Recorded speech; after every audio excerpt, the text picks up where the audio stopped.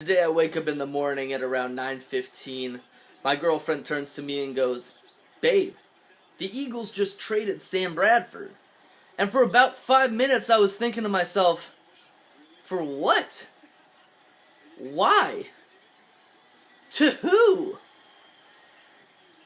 Well, if you didn't already know, and you're not under a rock, the Minnesota Vikings franchise quarterback Teddy Bridgewater injured himself during practice during non-contact drills.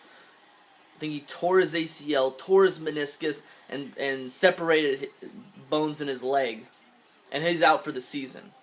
And I'd always heard rumors that the Eagles were going to possibly trade Sam Bradford to the Vikings.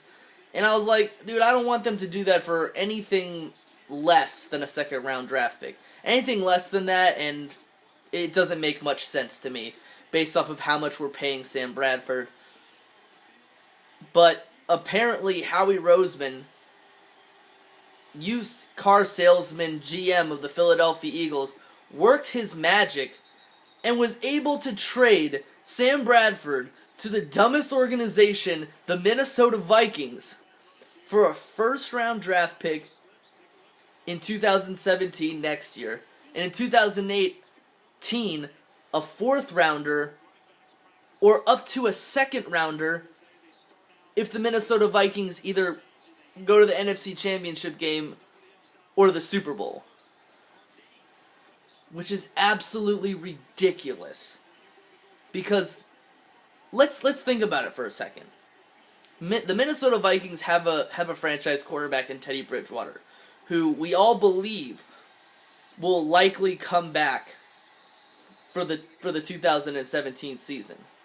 So what the Minnesota Vikings are doing is the Minnesota Vikings are renting Sam Bradford for one season.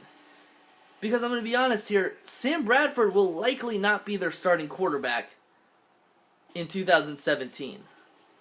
So what sense does that make? How does that make any sense? Now don't get things twisted, okay? The Eagles are probably not going to have a very good season. I said in my last video, 7 or 8 wins. Right now, it's probably 3 or 4. But I'm not mad about it. Because now we'll get to see Carson Wentz. Now Carson Wentz will be at least the second stringer. And Adam Kaplan and Schefter are saying that Wentz might start against Cleveland in the first week of the season.